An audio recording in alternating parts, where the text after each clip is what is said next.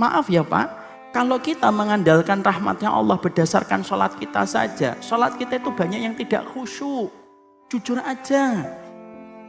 Kalau kita mengandalkan puasa sunnah kita semata, lah jujur deh, puasa sunnah kita itu kadang-kadang penuh dengan hati yang riya.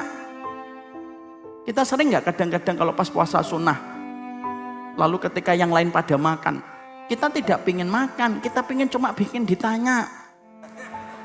Kok enggak makan Ustadz? Soim gitu.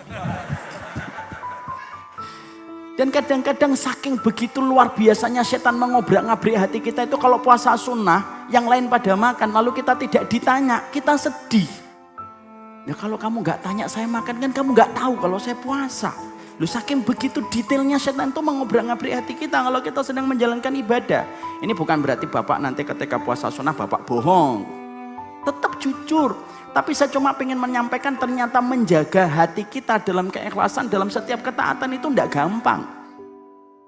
Kalau kita memasuki surganya Allah hanya berdasarkan tawaf kita, berapa kali kita umrah sepanjang hidup kita? Kalau perjalanan kita ke akhirat itu hanya mengandalkan sedekah kita, halah sedekah kita dengan apa yang kita makan itu jauh lebih banyak dari apa yang kita makan kok.